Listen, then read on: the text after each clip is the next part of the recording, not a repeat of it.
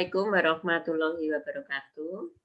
Waalaikumsalam warahmatullahi wabarakatuh.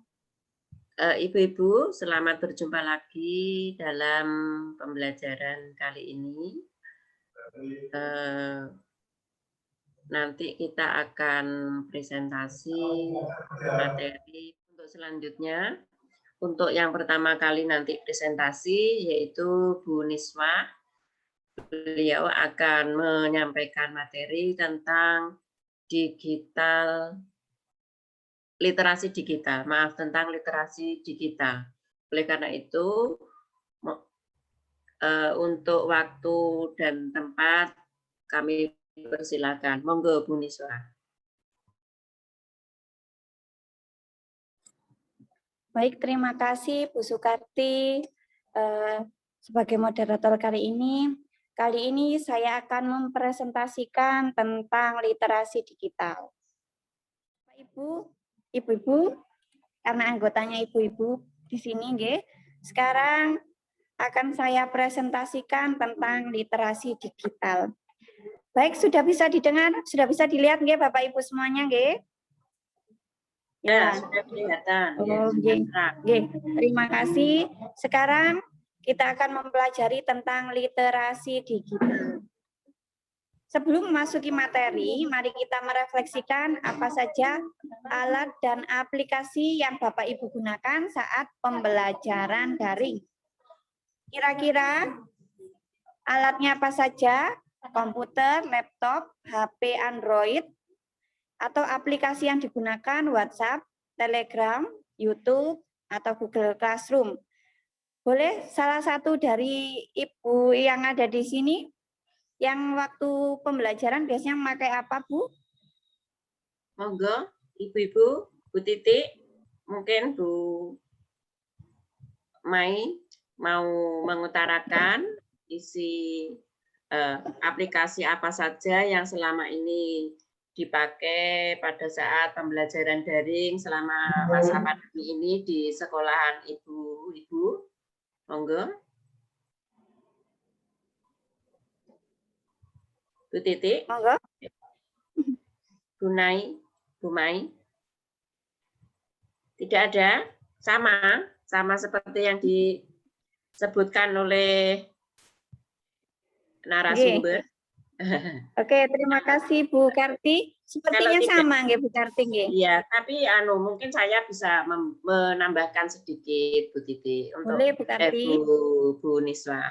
Kalau di tempat saya itu di sini disebutkan ada komputer, ada laptop, ada Android, kemudian aplikasinya ada WhatsApp, Telegram, YouTube, Google Classroom.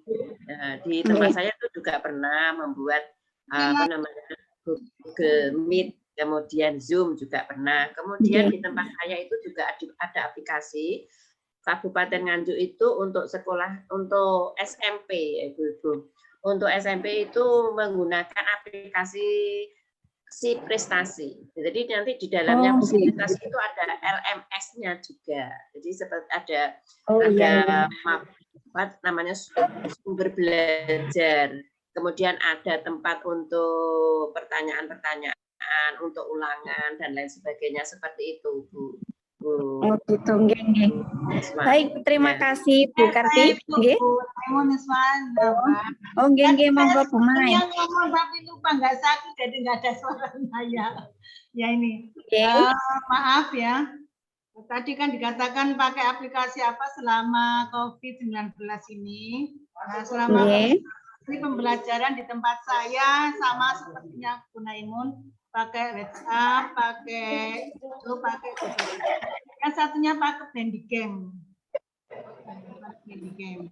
Nah itu nanti ya sama seperti ini, pakai WhatsApp, terus Google Classroom pakai Handycam.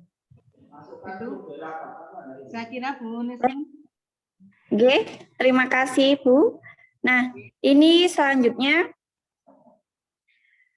Tadi sudah, kira-kira saya sudah punya gambaran ini Bapak Ibu. Jadi di sekolah masing-masing rata-rata mempunyai aplikasi yang berbeda dan beberapa karakter sesuai dengan lingkungan sekolahnya. Oke, karena saya sudah punya gambaran awal, sekarang mari kita lanjutkan. penjelasan tentang apa itu literasi digital. Nah, yang bisa saya jelaskan saat ini, literasi digital adalah kemampuan menggunakan teknologi informasi, komunikasi TIK untuk menemukan, mengevaluasi, memanfaatkan, membuat, dan mengomunikasikan konten atau informasi dengan kecakapan kognitif maupun teknikal. Nah, itu adalah gambaran awal tentang literasi digital. Jadi literasi digital itu tidak jauh dengan komponen-komponen teknologi literasi. Selanjutnya, kenapa literasi digital itu penting? Karena literasi digital membuat seorang untuk mampu berpikir kritis. Yang kedua, kreatif, inovatif, memecahkan masalah, komunikasi dengan teman yang lain lebih lancar, dan berkolaborasi akan lebih banyak orang. Nah, itu pentingnya literasi digital dalam kegiatan kita. Selanjutnya, manfaat literasi digital. Yang pertama, menghemat waktu dan biaya. Kenapa di sini menghemat waktu dan biaya? Karena tinggal mencet HP atau membuka materi di laptop, tidak perlu nyari buku, bahan, modul, kita bisa sudah mendapatkan beberapa informasi. Yang kedua, memperluas jaringan atau menambah teman baru, misalnya di sosial media, Telegram, dan lain sebagainya. Selanjutnya, memperoleh informasi terkini dengan cepat. Nah, karena sekarang teknologi bisa didapatkan dengan mudah dan cepat, nah itu dari memperoleh informasi terkini dengan cepat, yang terbaru.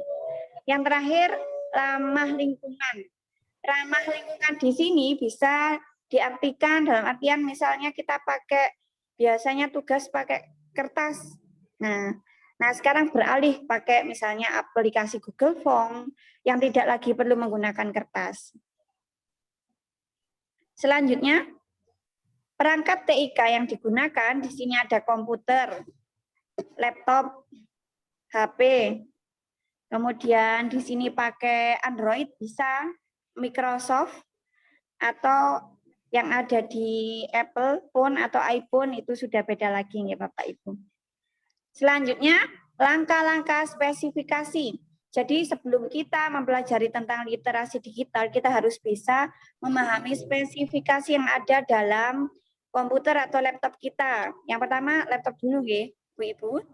Jadi kita harus tahu speknya apa, biar nanti kalau misalnya kita bisa menambahkan aplikasi, itu nanti kita tahu kemampuan laptop kita. Yang pertama kita mengetahui dengan caranya tahapnya seperti ini, membuka Start Windows seperti ini. Kemudian ketika sudah terbuka, klik About Your PC. Setelah itu klik yang kedua System Information. Kemudian klik menu Start. Nah, nanti akan menampilkan spesifikasi dari komputer atau laptop panjenengan. Untuk yang Windows 7, untuk yang Windows 7 seperti ini. Tadi untuk yang Windows 10 nggih. Jadi melalui klik Properties pada My Computer, kemudian klik menu File Explorer, arahkan kursor pada My Computer, kemudian klik Properties. Nanti akan menampilkan juga spesifikasi kapasitas laptop panjenengan atau komputer panjenengan. Bisa juga melalui DXDiag. Baik, selanjutnya Ibu-Ibu. Nah, kalau untuk mengetahui kapasitas yang ada di HP, setiap HP punya settingan yang berbeda. Ini contoh umumnya, tinggal ngeklik pengaturan, kemudian temukan icon aplikasi, klik menu setting, kemudian pilih tentang perangkat atau about phone, pilih software information atau device information. Nah, nanti akan tampil kapasitas yang ada pada HP Android panjenengan semua.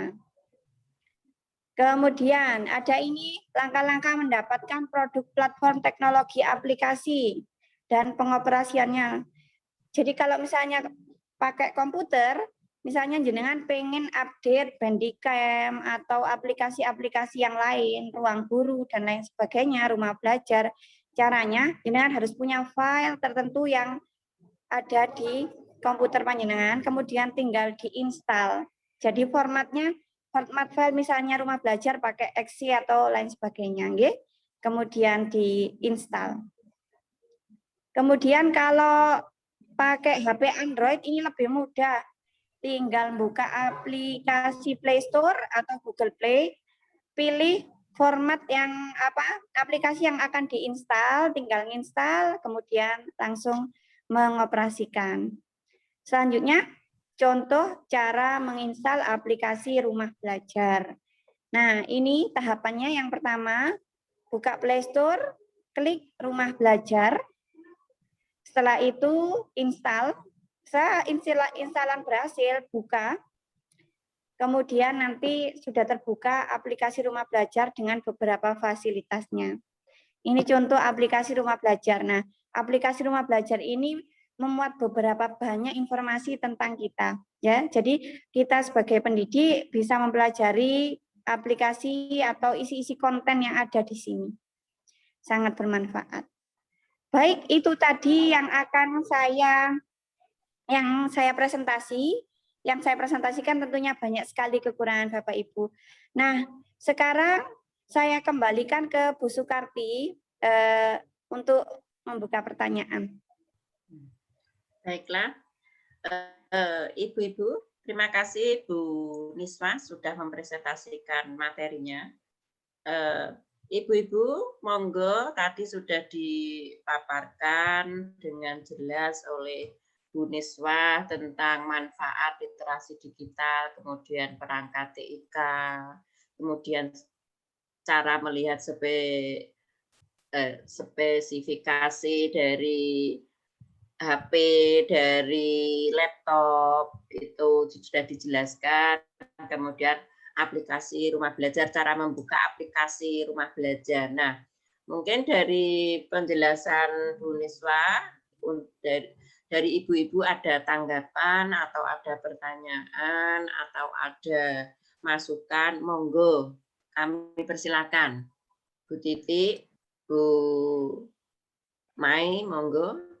Nanti insya Allah nanti akan dijelaskan oleh Ibu kita, Bu Niswa, yang sudah memberikan uraian tadi. Monggo Bu Titi sama Bu Mai. Ya, mau tanya sedikit aja kok. Boleh, banyak juga boleh kok Bu.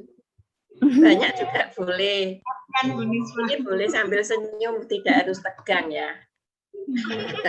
Tanya itu masalah rumah belajar, apakah di daerahnya Bu Niswa sudah jalan?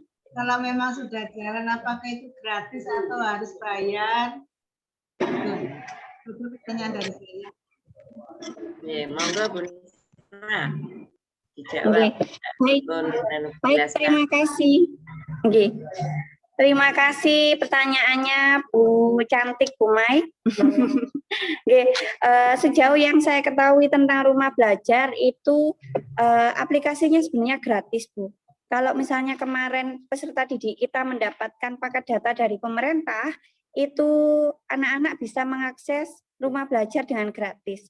Kebetulan yang saya lihat di sana nanti ada beberapa konten-konten pembelajaran, ada materi-materi tertentu, misalnya bahasa Indonesia, matematika, itu nanti ada materinya.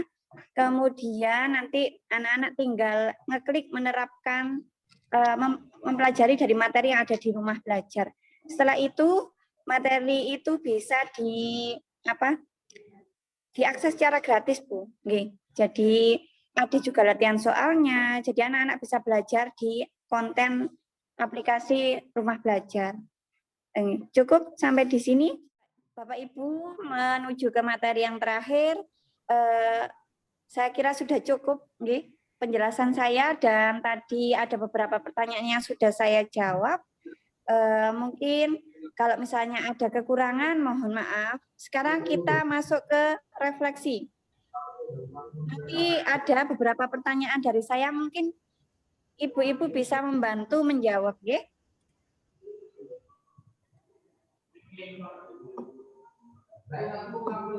Nah, ini silakan. Jadi setelah mempelajari materi tadi, menurut pendapat Ibu-Ibu, apa saja dampak positif dan negatif dari literasi digital? Kira-kira ada yang bisa membantu menjawab? Nggih, saya Bu. Oke, nggih, silakan Bu Titi. Oh iya. Dengan menggunakan apa itu aplikasi atau aplikasi digital nggih. Literasi digital nggih, dampak positif yang didapat itu dengan menggunakan literasi digital maka akan ramah lingkungan. Terus sesuatunya itu akan apa itu ya, cepat gitu. Apa tadi? Tidak bertele-tele begitu maksudnya. Terus kemudian negatifnya itu kadang ya suka jenuh, kemudian mempengaruhi psikis ya. Kemudian terutama pada anak-anak itu kurang bisa memilih ya, mana yang ini positif, mana yang negatif. Jadi kayaknya kebanyakan anak-anak itu banyak menggunakan yang nantinya berdampak negatif. Nyun sewu itu yang bisa saya sampaikan. Baik, terima kasih Bu Titi atas jawabannya tadi. Jadi kali ini sebelum penutupan dapat saya simpulkan bahwa ada banyak dampak positif dan negatif. Walaupun ada negatifnya, ada positifnya juga. Yang jelas dampak positifnya yaitu yang pertama memudahkan, termasuk kita juga sebagai guru memudahkan untuk melaksanakan kegiatan mulai dari perancangan modul dan lain sebagainya. Nanti kalau diterapkan ke peserta didik, maka peserta didik akan lebih mudah mencari informasi di internet atau aplikasi-aplikasi tertentu. Nah, sementara dampak negatifnya yang saya simpulkan dari hasil tadi, jadi nanti memang berdampak negatif bagi kesehatan, kesehatan peserta didik, termasuk kesehatan psikisnya juga. Jadi untuk itu bagi kita semua para guru, PR besar bagi kita semuanya, walaupun kita tetap memberikan literasi digital, maka tetap kita harus selalu memantau, memberikan pendampingan setiap kegiatan peserta didik. Sampai di sini Bapak Ibu, cukup, saya kira cukup materi dari saya. Mungkin bisa saya kembalikan ke Bu Sukarti untuk penutupan. Dari kami, mohon maaf, barangkali banyak kekeliruan, saya mohon maaf. Assalamualaikum warahmatullahi wabarakatuh. Ya. Waalaikumsalam warahmatullahi wabarakatuh. Waalaikumsalam warahmatullahi wabarakatuh. Baiklah, itu tadi teman-teman penjelasan dari Bu Niswa sudah gamblang, pertanyaan-pertanyaan juga sudah dijawab, kemudian sampai akhir, sampai refleksi juga sudah dijelaskan tadi. Jadi penggunaan literasi digital itu ada dampak positif dan negatifnya. Dengan demikian, dengan berakhirnya pembelajaran ini, saya akhiri sekian. Wassalamualaikum warahmatullahi wabarakatuh.